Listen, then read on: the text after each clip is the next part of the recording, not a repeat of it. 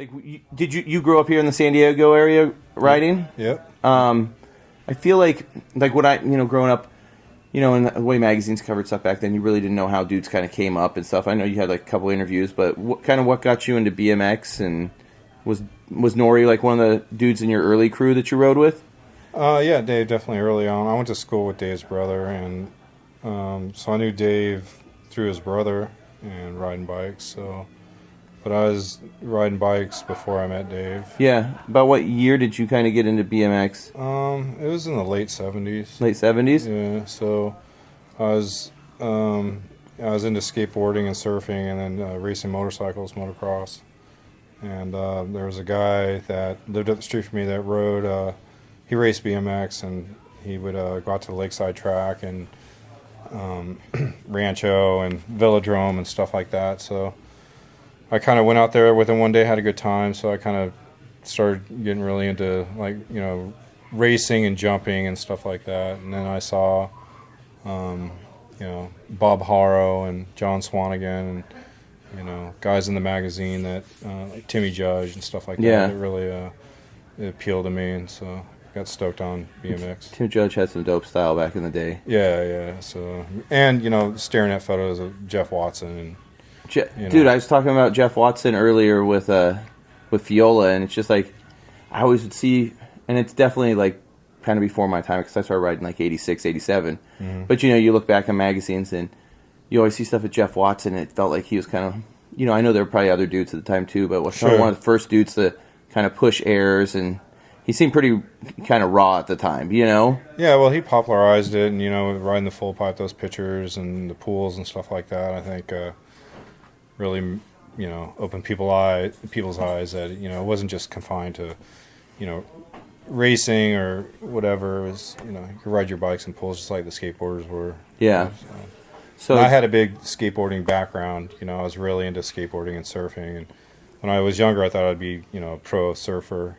But the consistency of riding bikes, it was always there. So I really enjoyed that. I could go do it whenever I want and go ride by myself if I wanted to. Yeah, that's kind of the nice thing about bikes. You don't have to pay for a pass or anything. You just can go out the door and just smash around. So so you just like started riding, and then did you start getting into ramps more? I mean, I know you were a pro flatlander for a while, and I got into flatland. It was starting to gain popularity, and saw like Dave getting popular, and like Eddie Roman and stuff like that, and I thought it was cool learning the tricks and everything, and learning new tricks on my bike, and so I really got into flatland, and but I still kind of had that always just riding my bike to places kind of riding style, like where I would just hit stuff on the street along the way, jumping curbs and hauling ass as fast as I could down hills and hitting stuff up. So that was more my style. Even when I rode flatland, I didn't ride flatland all that great, but the tricks I did do good. I thought I did them like fast, and that's what I liked about it. And about what year was that? Like, it's probably 85-ish or something 85? like that. So, when like the first San Diego Stadium contest, and then they started having the Velodrome contests. Yeah. So kind of really got into it then, Was 85 about the first year you were entering contests, or? Somewhere around there, I think. Yeah. I think it was around that time. Yeah. And maybe a little bit earlier, I'm not sure. And then were you riding expert for a while, and then? Yeah, there wasn't a pro flatland class, I don't think, at the time. Okay.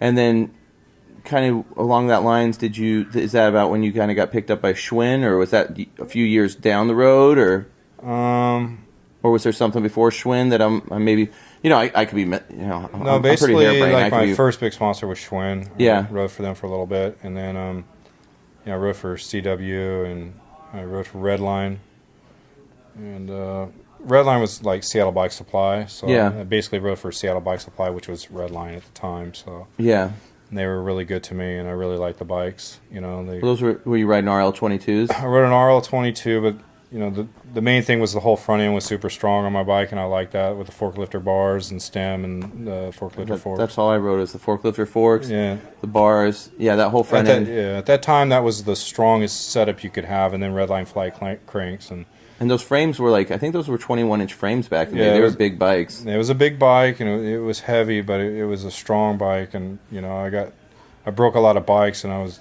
going through like streaks of breaking bikes like crazy. Yeah. Because I'm not a smooth bike rider. No, I mean, when I was younger, I was always excited when I saw stuff of you riding because I definitely wasn't the smoothest rider, but I always enjoyed like how powerful you looked when you rode. And even later on, I that's always kind of stuck with me. Like when Taj was in his prime, I liked how just strong and you know how you'd move the bike around. It wasn't like dudes that are just the smoothest dudes just whipping around. It's like you were making sure it was going there, Yeah. Well, I don't know what it is. It's just, just the joy of riding my bike and always having the theme of Slayer in my mind when I rode my bike. So that's how I always rode, was with, that kind of thought. You're just wrecking stuff, just trying to, just have fun going down the street and when you were riding those early flatland contests, were you riding a Slayer at the flat contest? Most of the contests I listened to, stuff like that, like Slayer, SOD, Celtic Frost, and nice Celtic Frost, shit like that. So it was always, guys out there. Most of the time it was like rap and Herbie Hancock and stuff like that. That Eye of the Tiger and guys would have these really choreographed routines and everything. And I never had a routine in any of the contests, and I would just listen to, speed metal or something. Yeah. Pretty much piss everybody off at the whole contest. Well, that's what I was kind of get into. I know some of those early contests, like during your flatland run, you'd maybe do a wall ride on the side of the quarter pipe and stuff, and I think you get disqualified sometimes, or yeah, I was disqualified a couple times. And I mean, looking back, at that time, I'm sure you weren't thinking you were doing something influential, but in hindsight, you're maybe in that time in the 80s, BMX was starting to build up some rules on the contest, and BMX to me is something that shouldn't have rules.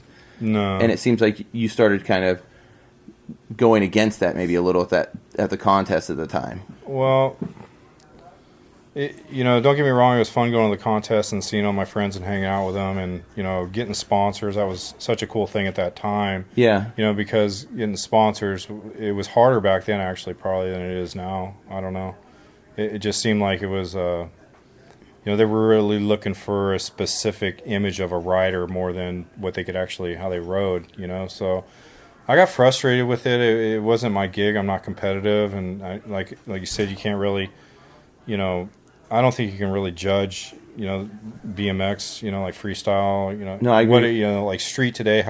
How can you have a contest and judge street or park or anything like that? It's like, it's ridiculously impossible to, judge people like that. I think it's such an individual sport, and, I was kind of getting sick of the whole AFA thing. It was not for me, and I was going on tour with guys, with Life's a Beach. I eventually got picked, I got dropped by pretty much every sponsor, and because I wasn't, marketable. You know, I didn't have that image where I was smiling and waving, and, I was basically, telling people to go fuck themselves because, they wanted me to be a particular way, to match their company, to represent their company, and is that kind of what happened with Schwinn and then CW? Yeah, Schwinn and pretty much CW. Absolutely, that's what happened with both those companies. Even with CW, were you on the same time as like Diz and stuff? I got on with Diz, and we and it was Magoo that was the team manager, and I was on the summer tour, was planned and everything, I had posters and stuff, and then all of a sudden Mike Miranda, Hollywood Mike Miranda, is team manager. Oh wow! And actually, we went to a contest in Oregon, and Diz and I got really out of control, and we pretty much destroyed the hotel, and we went out and got super messed up. Were you in Portland? Yeah, we were in Portland, Oregon. That's pretty easy to do up there. Yeah, we met some people and drove to their house like an hour away on the Saturday night. I rode Flatland on Saturday, and I probably did real shitty or whatever. And but we were there just to have a good time. And that night, Saturday night, we're just starting to party in our hotel room. We had a bunch of people in there. We're drinking beer and smoking and everything. And we hear a knock at the door. And, Diz has a boom box with Slayer, just full blast. And I hear this knock at the door, and I open the door, and Hollywood Mike Miranda's standing there, and he's looking at me, and he's totally pissed off. The smoke comes billowing out of the room. Yeah. And he's like, I'm going to pretend I didn't see this. And I'm like, fucking all right, whatever. I just slammed the door on him. And so it's so weird because you guys are like grown ass men, like yeah, but that's how it was back then. It was like it was like it was like it's a different business than it is today. So anyway, we went out and partied that night. And then Diz had his run the next day. When we were driving home, the sun was coming up, and then Diz had his run. And then the very first thing is he just did an air to face plant, and I think I heard about that. That was the end of his whole run. That was it for him. So Mike Miranda was pissed off about all that, and pretty much, I exited CW after that. Yeah. And then, so I didn't have a sponsor for a long time, and I got picked up with Life's the Beach and Airwalk and Rector pads and. No, and and I remember all that, and it seemed like at that time to me like. You were like the anti-image, but it was like, it was so, I mean, you look at the sponsors like Life's the Beach, Airwalk, even like Rector, it's like, at that time, that seemed like that's kind of the coolest sponsors that were out there in a weird way. Maybe it was, but I felt fortunate I got hooked up with them because, like I said, my skate background, and I was hooked up, hanging out with skaters, and, it really lit a flame under me as far as me wanting to actually do something with bike riding than just be, part of a, cookie cutter type of bike rider where, I didn't want to give up, being, not true to myself, just to ride my bike. Yeah.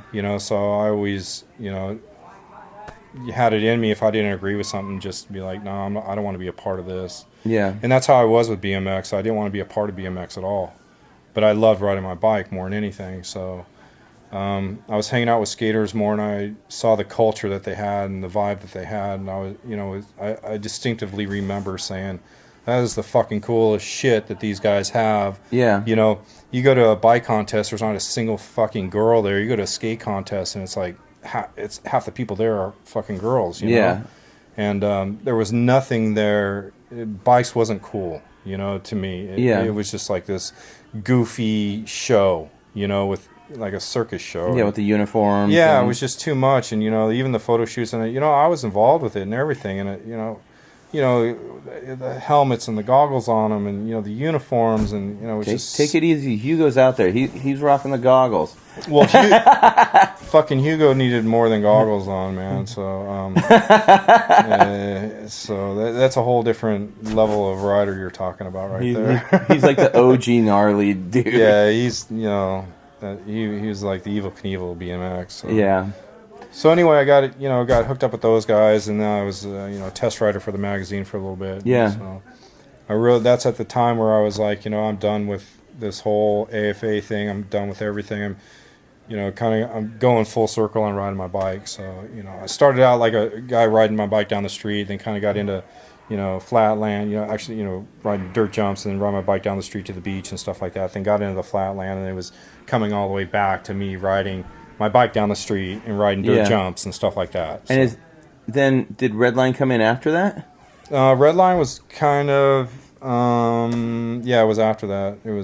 That was the first sponsor I picked up after being a test rider with a magazine. Actually, I did a thing for Redline in the magazine. I tested their bike, and they were stoked on it. And was it Gork then? No, it was. I don't believe so. Maybe it was, but I don't really remember dealing with Gork. I remember seeing you riding like the RL22 a lot back in the day. So yeah. I rode a bunch of different bikes. I rode Haros a lot back in the day too. Yeah, I think I remember that. I remember. Yeah, I remember the RL22. I think it's probably half the time. I think it's I think it's the trash can of Bubika photo that I'm remembering. I think you're on a RL22. Yeah, that's like at the time where I was hanging out at the with Lou and AJ and Spike a lot, and riding over to the magazine a lot, and that's when I really started gearing toward how I really want to ride my bike, and call it street riding, but it's basically how everybody started out riding their bike, So, I mean, looking back, like when I look back and think about like street riding and the roots of it, I'd definitely put like you, I think maybe Eddie and Grosso, I'd say to me, and I could be leaving someone out, but I feel like, you guys all were kind of like the three kind of forefathers. So when I look, growing up that I'd see riding street, Well, I appreciate that. Yeah, and it's like... But, there's Dave Vanderspek as well. Oh, shit, I totally forgot about Dave, Dave, at the time prior to his death and everything, I had hung out with him, a few times and had talks with him about, just the whole vibe of BMX and everything. So this was something that he was really, he was on that same path, and I kind of fed off of him with that, and Dave was, an incredible bike rider, and, he rode everything and he did everything. He had like the first ramp contest, and, he started this movement with curb dogs and, the popularity of NorCal. And I think, the freestyle was a lot to Dave Vanderspek. No, I agree with you. Yeah, I mean, he kind of had the same kind of issues with like his early sponsors, like with Dyno and stuff too, didn't absolutely. he? Yeah, because I think maybe I'm more vocal and will tell someone to fuck off quicker than Dave. He was a really nice guy. Yeah. And but at the same time, he was losing some sponsorships, and he wasn't feeling it either. And Dave had that skater in him as well. So he saw that side of it. That just a whole different culture or vibe for bike riding. What I wanted to take and have my own thing and go my own direction with it. And and was that all kind of culminating around like 87, 88, do you think? Yeah, definitely. Yeah, probably around then, It was AFA was short-lived, Yeah. Even the magazine, like Freestyling Magazine, wasn't really around for all that long. And when you look back, you think, everybody thinks about the magazine, you're like, oh, freestyling, like, it was just like, it in your head, like in my head, it feels like, oh, that was there for 15 years, and then you like really break down the years that it was there, and you're like, what, like 8 years at the most, maybe with Go attached to it. At the most. And it's like, it was such a small bubble of time, but it was so influential at the same time. Yeah, it was an awesome magazine. Yeah, I see Lumen up in Portland once in a while, so... Yeah, that guy Lou was awesome, and he did a lot of cool stuff with the magazine. He was a really innovative guy, super smart guy. Yeah, so like around 88, like I feel like when you were talking about how you're just going back to street riding, and I feel like that kind of attitude was starting to spread a little in BMX, and you were starting to see more dudes. You were starting to see street riding a little more in the magazines. Dudes were kind of getting rid of their uniforms, and kind of the sickest thing when you do see a magazine back in the day, if you see like a vert rider. I remember I saw a picture of Dino DeLuca, and he just had jeans and a t-shirt on, ripping, and I was like, that's like the sickest photo, because you never really see that dude unless he's wearing like a jersey or something. Full uniform, And so you never really got to see what his real personality was like, But at that time, I feel like that whole SD scene the San Diego scene was starting to really blow up too, wasn't it? Definitely like late 80s, getting into the early 90s, you get around that time period is when, Vic and some of his crazy Alaskan friends like Carlo Wick moved down here and, hooked up with Brad Blanchard and Ronnie Farmer, and I was living up in Torrance at the time, and kind of hooked up with them, then moved back to San Diego, and then, the whole Dirt Brothers thing was, formed. Yeah, and that, I feel like that really, like, pushed street riding, and just pushed, like, even like not street riding, but maybe like you'd even call it like soul riding, just like you're just riding just for you and the dudes, and maybe even taken away from like even kids growing up like thinking like I should be sponsored and I should shoot for this, where you looked at that and you're like, I should just shoot to go have fun with my buddies out on the bikes, and that should be all we're really stressing about today, Yeah, well, that's what all it was to us. I mean, you look at the time. There was nothing going on in BMX. You couldn't get a sponsor, Yeah. And I had sponsors through Life's the Beach and Airwalk and Rector, and I was stoked to have those sponsors. So, the whole Dirt Brother thing started. Vic, decided, let's take a little further and do our own bikes, and that's when you got the Skyway TA frames. Yeah, we got the Skyway TA frames and the Redline forks, and started the Dirt Brother thing. So.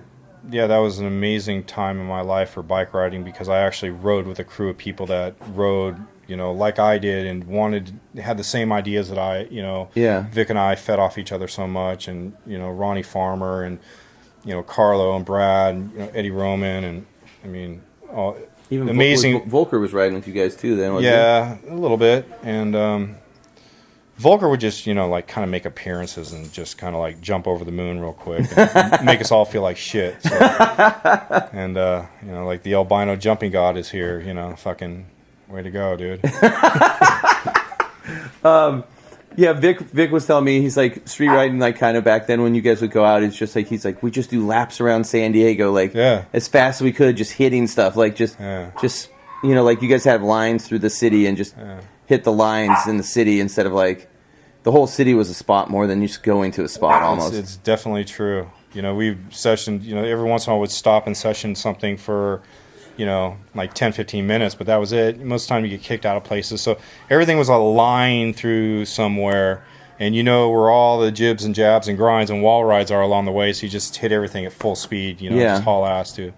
So, yeah, we had lots of crazy adventures, Vic and I and all the other guys, even going down to Tijuana Skate Park and riding to the skate park and hitting all the shit up on the way was like the best times. Last time I was in San Diego was like 20 years ago. When we came down to ride Tijuana Skate Park, it got filled in 2 weeks before we got here. Oh, shit. I always wanted to ride that thing. I mean, that whole Dirt Bros crew back in the day was a wild crew, it seemed like. Like, you hear just crazy stories. Like, like, I remember one of my buddies, and who knows, I remember he was talking about the Santee contest, the first two-hit meet the street. Mm-hmm. And he's like, I was just cruising around, and you always hear stories about you guys just being wild. And he's like, Pete Augustin just came by and just shoulder checked me. He goes, I may have been in the way, but he's like, I was too scared to ride the rest of the day. Oh, jeez. And then but like it just seemed like I've heard crazy stories about Ronnie Farmer and stuff, and it just seemed like that whole you guys just were like, I don't know, it just seemed I don't know. It just seemed like you guys rode fast. Everything was just going in fast forward at that time. For that whole crew, it just seemed just really loose and maybe slightly aggressive. I don't know. Like we just like ate Mexican food and drink 40 ounces and smoke pot all day long and ride our bikes. Seriously, that's all we did. And the dirt house was like the dirtiest house on the planet. And it was just who all lived at the dirt house? A lot of different people. Mainly Vic, Jimmy Arrington, Jim Sibley, Carlo, and a few other stragglers from Alaska would come in and out.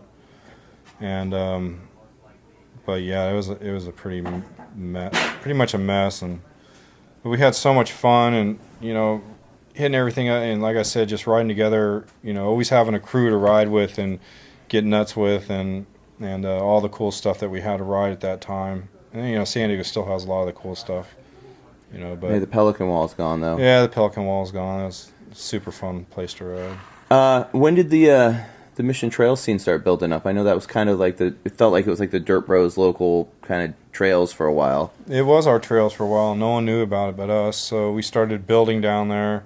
It was early 90s. I'm not sure exactly when, but we started building down there, and... we'd build for days and days, and it'd be pouring for days, like raining. We'd be building out in the rain. Like every time it rained, we'd be like, let's get down there. We got to start building some jumps. So, we just had this playground all to ourselves, and the word started getting out about it. And then Ron Wilkerson had a contest there, and after that, it just blew up. Like everybody knew about Mission Trails. And when they threw that contest there, he didn't like really talk to you guys. I mean, I heard that kind of ruffled some feathers. It did. It pissed a lot of us off when he did that. Because basically letting everybody know where our trails. That was our stomping grounds. That's our spot. Kind of like a Burnside thing, but it was the Dirt Brothers freaking spot. Fucking stay out of here. Yeah. So we definitely had our own place to ride without anybody else being there. And it was often. And he just blew it out. Yeah. What's up with the death jump? I always would hear crazy things. How many people got broke off on that thing? Man, lots of dudes did. Climber I seen him get worked over and over again one day. Yeah? He was trying to 360 it, and he kept wrecking himself pretty bad. Dave Mira busted himself off real bad there. I heard Mira got wrecked, had to get taken to the hospital. Yeah, he broke his forks off. And then no one picked up his stuff. All of his homies that were with him just left his stuff at the trails. Wilkerson got messed up there. I mean, a lot of dudes. I mean, that was a fucked up jump. But Voelker would just kill that thing, man. It was sickening watching Dave ride that, jump, because it was like a big step down tabletop kind of.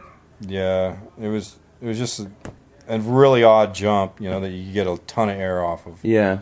And Dave would do like the nuttiest shit off of it, turn downs and no handers and stuff. Dave rode it better than anybody else did. Yeah. What are some other kind of is there any other wild little stories from Mission Trails? Anything else go down there? I know like Sean Yarho breaking his leg in half there. That was his femur. Yeah, he broke his femur in half. Me and Brent Linder were sitting on the rocks smoking a joint, and Sean shows up and. He went for like 1/360, and then he wrecked, and then he went for another one, and it was weird. Like his leg went through like his frame or something. We're sitting up there, and he just snapped his leg right in half. So I go running down there, and he's holding his knee. He's like, "Oh, my knee, my knee, my knee." And I'm like, "Oh fuck." I'm feeling around on his knee. I'm like, And then I go to feel like right by his pocket. I'm like, "What's that in your pocket, man?" He's like, "I don't have anything in my pocket." Oh, that's your fucking bones sticking out. Oh, man. So his femur was like snapped right in half. So we had to carry Sean out of Mission Trails on a sheet of plywood. And there's that little metal railing berm, before you get into the parking lot, to keep people from driving off. You know what I mean? We're lifting him over the fucking thing. And his foot hooks on the guy. Oh, my God. And we're like shoving it. Like, he's like, ah! And so we threw him in the back of a pickup truck and drove him straight to the hospital while he's laying on a sheet of plywood in the back of the pickup truck with a broken femur. And he was still pretty young then too, wasn't he? Yeah, that's when he wore the Coke bottle glasses and shit. Yeah, he didn't look cool back then. Now he looks really cool. Oh man. How many of those damn Dirt Bro frames did you guys break? Because I feel like just those Skyway TAs. I mean, that was already an old frame. Dude, they're pretty strong. Really? I broke a couple of them, but man, there was way worse bikes than those TAs. That's so crazy because you just look at those TAs and they're just so tiny. The rear dropouts look like shit. You would bend them before you broke them, so it'd probably like the rear end would get all tweaked before you actually snap the thing. Yeah.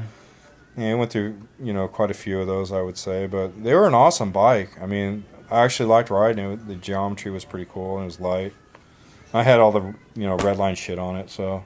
I mean, that time... It was a good bike. I'm sure some people listening now, you say Redline stuff was good, and some people are just like, that was never a possibility, but... I mean, that time those forks were... At that time, man, you try riding, like, some shitty-ass GT stem, or... some, I don't know, there was a lot of shit that I tried, it was all junk. You got to remember this is a time when, you had your cable going through your stem, with the wedge bolt and the Redline forks, you couldn't beat those, and Redline bars, they were nice and strong, and Redline flight cranks were the best at the time, and with DX pedals, so...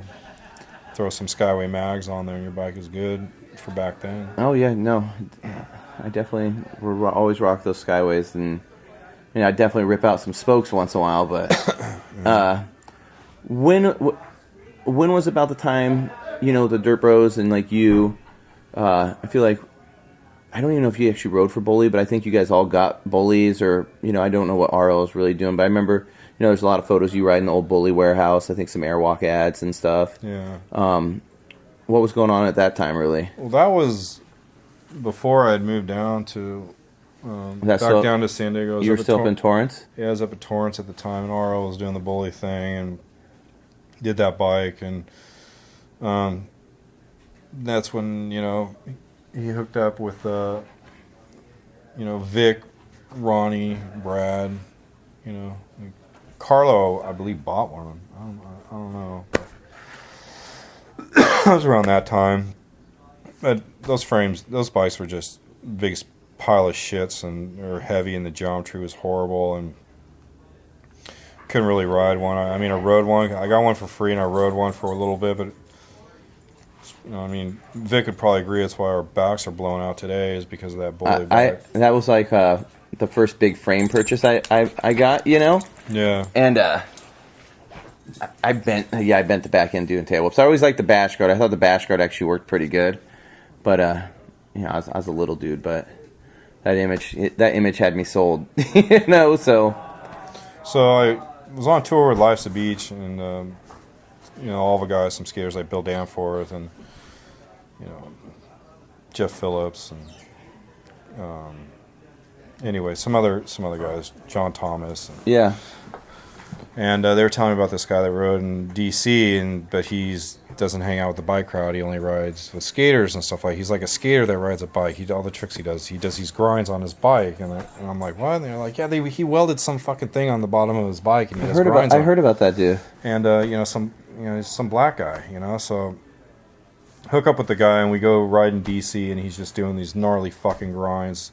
He literally welded like a tube on the bottom of his bike, you know, to cover up the sprocket. And he's just grinding all those marble walls in D.C. and shit. I thought it was the best thing. So when I got back from tour, I told RL about it. A couple months later, RL came out with that bully bike. Yeah, and I've heard that. I've heard a few other people talk about that dude in D.C.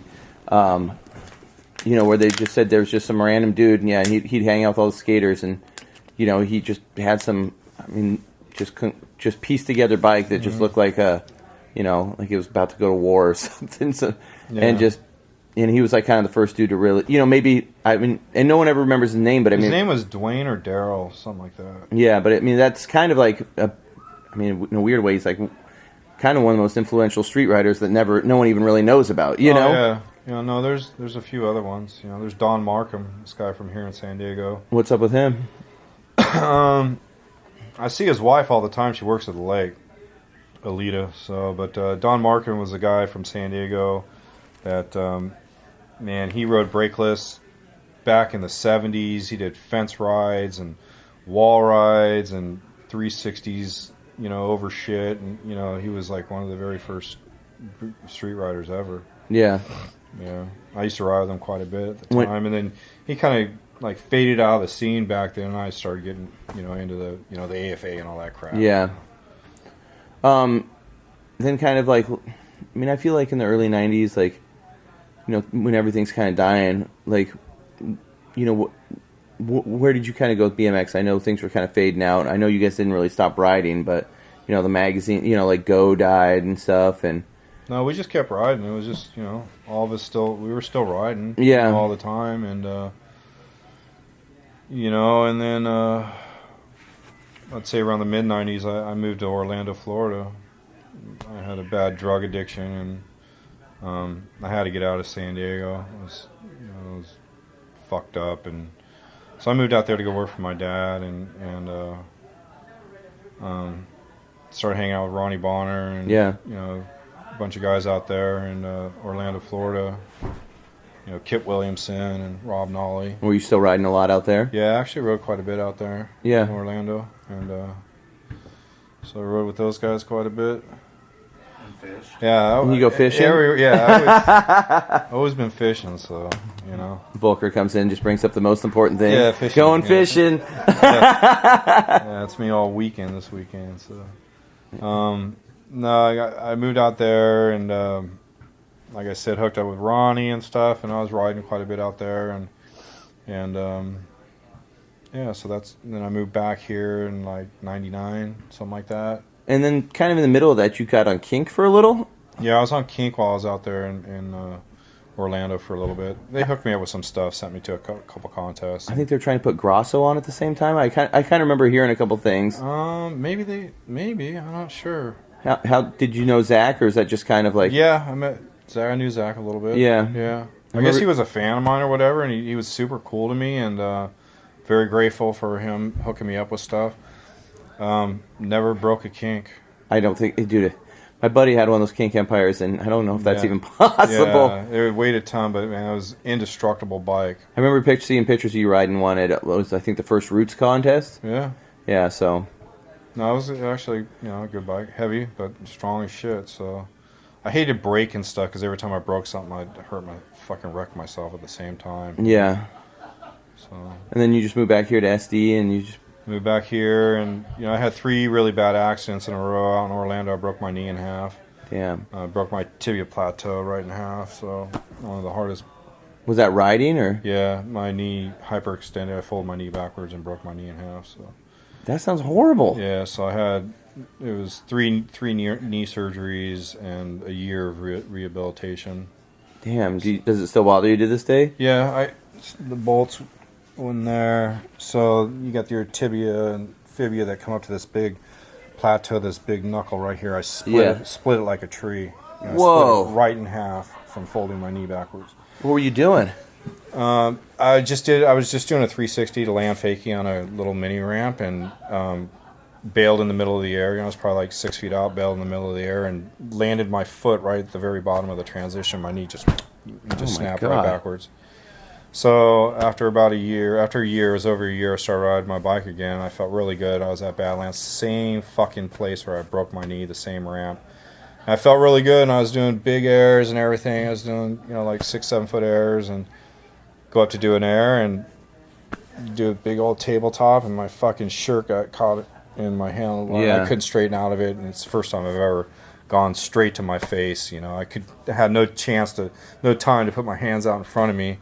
So I split my lip all the way up across my gum and split my chin, and that kind of freaked me out, because I never landed on my face like that before. I was like, what the fuck, and then I moved back here, and I was at this Claremont skate park. It was right by the 8 freeway, and they had this box jump next to this big grind thing. And it was like about 10 feet away. So I was launching off the box jump, and like 10-foot little gap to the grind down, sprocket grind down they had a box, like a sub box going down, and I kept doing that. It was fun as shit, and I was hauling ass hitting this fucking thing, and just this one time I stuck and flew over the bars, and it was like an 8-foot drop and just straight to my back, like fucking sack of potatoes, and pretty much fucked my whole back. I had the bruise like fucking monster. It looked like I shit my pants. The bruise was it was all black and everything in the crack of my ass. It was just so bad, and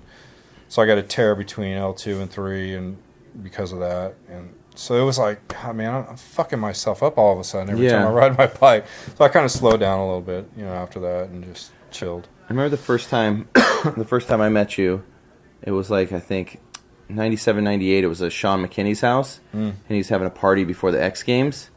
And you were there with I want to say the dude's name's Chris Reich. Yeah. Yeah, he used to live in Northwest. He was from like Virginia or something. Really weird dude, huh? Really weird, but amazing. He rode really. He was the most sketchiest dude I ever hung around with at that time. It seemed like. He was. So here, you want to hear a funny Chris Reich story? Because he moved up to Northwest, and he literally would murder it on bike. He knew his handrails, doing stuff both ways. And that's right when I first moved to Portland to ride Burnside. And I rolled down there one morning, and this is like 95, 96, and he's chilling. I'm like, whoa, Chris, what are you doing here? He's like, oh, I just thought I'd just stay here for a while. So he's like sleeping down at the park. And, he was such a ripper, and he was so weird. None of the skaters even messed with him. I think he was just, because he always seemed a little out there to me, but he had a big, potato bucket sitting baking in the sun. And I'm like, what are you doing, man? And I look in there, and I'm like, what is this? And he's like, well, I got a bunch of orange juice in here, and I've thrown a bunch of bread in here, and I'm going to let it ferment for about 4 days in the sun, and then I'm going to eat it, and I'm going to get so fucking high, man. Holy shit. And I was like, what? And then I came down a few days later, and he was high out of his gourd, just shredding the skate park, just killing it. And then I literally didn't see him again until I was at McKinney's house, and you guys were there, and there's a big mini ramp session, and then I haven't seen him since that day. Yeah, he was fucking out there. Yeah, but you're right, he did rip on a bike.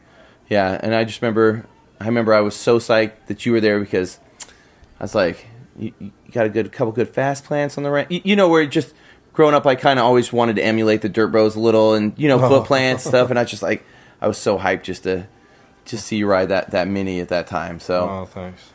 But yeah, Chris, if he's listening or something, but I don't know. That dude, He was like literally one of the best at the time, one of the best bike riders I'd ever even seen on a bike. And there's so many of those dudes that no one will ever even know about. Oh yeah, that's just like so good. But he was just so out there. And I remember he was like 6'7" and rode a sport. Yeah, and it was like a 88 sport, and it was like 1997, and you're like, dude. Yeah, he's a tall, lanky guy. Yeah, I'm like, how do you even fit on that bike? like, but yeah, I don't know that was actually a pretty fun day. It was like my kind of first introduction to California. So yeah, Sean McKinney's house, great. Yeah, it definitely got loose there that day. So yeah, it was nutty. So, let me check my questions here just to make sure I'm not missing on anything. You still talk to Nori at all? Yeah, I just see him, here and there and talk to him, but yeah. He's still good friends with him. Dude, he's like the best dude. I love when he comes to Portland. We always Dave's a great guy. He had a great mother. Great upbringing. So he's a really cool guy. I like Dave. We've been friends over 35 years. So yeah, he's dope.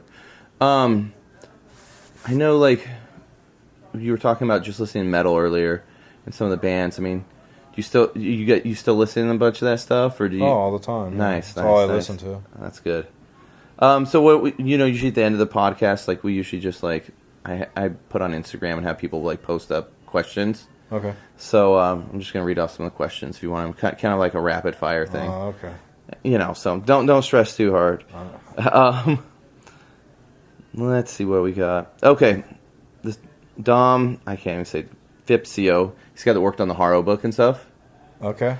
He wants to know, ask him about when Lee Reynolds was dating a chick from Leucadia or somewhere close by, and Pete was dating her mom. You don't even remember. No. Sorry, Dom. Your question is void. Let's see. Well, Brian Foster really didn't have a question, but he said you were very influential, so. Oh, shit. Brian Foster? Yeah. Are you kidding me? Oh, my God. Yeah, I don't know. I'm just so psyched just to be like sitting here talking with you. I'm just. Well, thanks. Because back in the day, I was just hyped on you guys and the Dirt Bros. I was like, remember I flatlanded, and I was so shitty at flatland. And then I remember... Oh, me too. I was so bummed on it. And then I just remember seeing pictures of you guys, like, just jumping off shit. And I, like, literally, because I had, like, an ACS rotor, I went home, took off my rotor, just put on a straight cable. And I was like, that's all I'm about now. And I remember trying to find, like, enormous knobby tires that, like, Eddie Roman would ride and go shred around. Yeah. And, like, it, like, totally, like, I think if I had kept trying flatland, I'd have just gotten so frustrated and, I'd have quit. And then... after I just saw you guys in the magazines like that, it just totally changed the way I looked at bikes. So that's the coolest thing, man. When people say that shit to me, that's like that's super cool, Because shit, everybody was a bike rider back then. I mean, to be someone that influenced other people, that's pretty awesome. Yeah, it was just. I mean, it definitely. I tried. I was always rocking forklift. I think so many. Yeah. I mean, coming. When you're looking from the inside out, you don't really. I feel like. You're just like, dude, I was just riding. But, from, a rider's perspective looking in, I mean, so many kids were going out there being like, yo, I got to get some forklifters. Like, I've got to do this. But it was such, you guys were doing your thing, but it was such a good influence, I feel like, on BMX at the time, just to show dudes that they didn't have to go out and, like, you don't have to put a jersey on before you go ride the quarter pipe at your homie's house or something. You can just go do what you need to do and just have fun, Yeah. No, that is the coolest thing I could say I take out of, all of BMX is when, to me when I see a rider like Dakota Roach riding and I look at him and I'm like, that's everything that I envision bike riding to be. Yeah, I agree. Like when I look at Dakota as a street rider, yeah, he's such a good mix between tech, burly, just power and speed. Yeah, he's got the power. And by watching him ride street, he can go to even like a vert ramp or go to the trails. Yeah. And you can just tell by the way he moves his bike that he's going to be able to handle himself in any situation he gets in on his bike. Yeah, well, with street, I think a lot of that style is lost. I think Dakota is just super refreshing to me because just, you could tell that he's pumped on riding his bike and he hits everything hard and fast, and to me that's awesome. You know, a lot of the style is being taken away from BMX, which, you know, it's just everything's a fucking blur. When I went to a contest at Claremont, and it just, you got to a point where I couldn't tell who the fuck was who and what the hell they were doing, and it was just a mess, you know? Yeah. Not saying that shit isn't hard, and I respect them for doing it and everything, but when I can watch someone like Chase Hawk or Tom Dugan or Dakota Roach, to me, those guys right there are the cream of the crop, and, you know, they're fucking badass, all, you know. Yeah, Vince and I, we were actually just talking about it earlier because we were riding, and, you know, there's so many dudes, and I'm not even trying to diss on dudes because everybody rides for their own reasons. No, I'm not dissing on anybody either, man. You see some dudes riding parks, and they got every trick in the book, and they're so perfect, and it's just like there's no soul to their riding. There is no soul to their riding at all, and it reminds me of the choreographed routines back in the AFA contests, and it's the same choreographed routine that the guy is doing at the park. There's no flow. It's just all this, you know, it's predictable. You know, it's too predictable. Yeah. And I don't think, you know, to me, it's just not appealing to me. You know, I'd rather watch a guy do big carving, lofty airs. You know, you miss that Blyther style, is what I guess I'm saying. You know, because when you know, watch someone like that, you know, it's a better rider. What's going on, Dave? Can I get you anything? No, we're just chilling. Cool. Just chatting. Can you give me one of them green tank tops? Trying to show off how. You got fucking guns, man. Yeah, that's it. I work out. It's fucking obvious. Yeah, but I do feel like kind of the same thing. Like, I mean, and that's just with BMX. I feel like it's a continual circle. You know, everything comes back in, and there is right now like so many people that are so good, but at the same time they don't have any soul to their riding. And you know, and then sometimes they'll look at somebody like, you know, maybe they look at Chase Hawk and they go, well, why is this guy sponsored? Why is he doing this? I can do all the tricks he does and more, but they don't understand that there's something, they don't have that something special that you can't just go practice at the skate park that Chase has, you know? Exactly. You know, he rides with soul and style, and he knows how to, when he rides a bowl, and I mean, he's a great street rider too, you know, but he's looking for a line. He's not looking for a trick. Yeah. Okay? He's looking for a flow and making it look nice, you know, instead of just some huck blur, you know? Yeah. It just, you know, everybody has their own opinion, but to me, that's, you know, I'd rather watch that all day long than watch a guy trying to do a quadruple fucking backflip, tail whip, fucking nightmare. No, I mean, I agree with you. Like, it's like... I've watched guys win fucking contests lately where they didn't do one tabletop, not one turn down, not one look back type of trick at all. Yeah. And it was all done on spinning, whipping tricks. Yeah, and I feel like when you're doing those, like, there's such a... You just can't see that person's style come through. It's like so... Like, I mean, when you're going that hard, it is almost like a choreographed thing because you have to know exactly how to get that spin going. It's like you're not letting your natural motion come through with, you know, like a certain, you know, just doing a tabletop, you know? Yeah. Like usually when you see somebody do a tabletop, you can almost tell how the rest of their riding's going to be because it's like such a telltale trick, you know? Mm-hmm. But, yeah. So, do you still follow, like, I mean, I know you still ride, but do you still follow a lot with BMX? Oh, absolutely. I'm a huge fan of BMX. Yeah. Still this day. So are the guys we were talking, like Dakota and Chase are kind of some of your favorites right now? Yeah, absolutely. They've been for a while. Yeah. You know? And, you know, I'm not taking anything away from any of these other, you know, great riders, you know, that, you know, do these other kind of tricks. They're super hard, and I know the risk is super high. Yeah. And, but it's gotten into that realm of now you're going to be part of a circus. Yeah. Like Nitro Circus. That's what it is. It's a fucking circus, okay? It's not the soul of BMX. It's not like a Brian Foster, you know, or that type of riding to me is the absolute best type of riding. Yeah. When you can ride, you know, so smooth and so big and lofty and do these amazing lines that nobody else is looking at but you know? Yeah. And, I mean, Brian Foster, I mean, that's literally... in a weird way, he could be like the best bike rider that's ever even touched a bike, you know, with all the stuff he's done, you know? He is. Yeah. He is. There you yeah. So yeah, I don't know. You got anything else you want to touch on? Not really. All right. I guess that's it. Yeah. No, I mean, just nice little conversation and Cool. Appreciate stuff. it. So no, I super appreciate it. Thank you, man. Like shit. I was looking forward to it, and Right on. I mean, seriously, like, thank you for doing what you did when you were younger, because you know I've enjoyed bikes like my whole life, and I feel like, you know, if I wouldn't have seen you guys do that, it's such a weird thing, but like I wouldn't have seen the way you guys rode, I might still be in a tiny cowboy town in Oregon, you know. That's the best compliment. Doing You know, who when I hear knows that. what, but you know, just seeing that and the way you guys rode definitely just changed the way I looked at BMX when I was younger, and it was awesome, and I appreciate it, man. Cool. That's really So. cool, man. Thanks. All right, thanks, buddy.